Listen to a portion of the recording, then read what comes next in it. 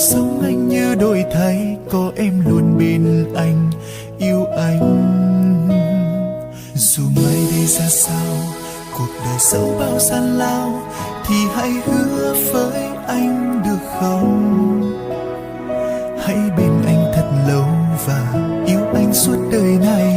Cả cuộc đời chỉ mình em thôi vợ yêu ơi. Rồi anh sẽ cưới vợ tôi, yêu mình em không thêm một ai. Và anh sẽ cho em cảm thấy em hạnh phúc khi ở bên anh. Tin anh đi, anh chẳng lừa dối, con tim anh chỉ mình vợ thôi. Anh sẽ đưa em đi dù ngoạn mọi nơi khắp thế giới này. Mai đây ta chung một đường đi, em sẽ cho anh thật nhiều baby. Hai đôi ta sẽ sống không cần nghĩ gì, ngày ấy sẽ đến mau mà thôi.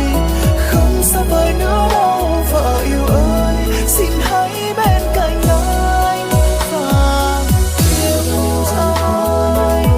Luôn ở bên nhau, xin em mà yêu em, trái tim mình dừng đổi thay nhau. Yêu em cho riêng em thôi nên bao nỗi buồn vừa lần mấy trôi. Hạnh phúc sáng đêm của anh, cả cuốn ở trong tay em cười. Dù mai đi xa xa, cuộc đời dẫu bao gian lao, thì hãy hứa với anh được không? Hãy bên anh thật lâu và yêu anh suốt đời này. Cả cuộc đời chỉ mình em thôi vợ yêu. Rồi anh sẽ cưới vợ tôi, yêu mình em không thêm một ai. Và anh sẽ cho em cảm thấy em hạnh phúc khi ở bên anh. Tin anh đi, anh chẳng lừa dối, con tim anh chỉ mình vợ thôi. Anh sẽ đưa em đi dù ngoạn mọi nơi khắp thế giới này. Mai đây ta chung một đường đi, em sẽ cho anh thật nhiều baby. Hai đôi ta sẽ sống không cần nghĩ gì, ngày ấy sẽ đến mau mà thôi.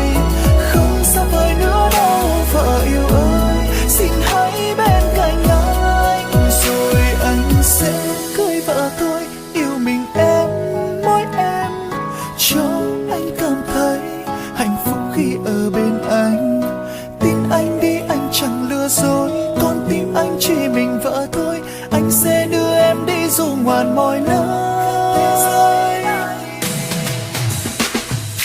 Mai đây ta chung một đường đi, em xin cho anh thật nhiều baby.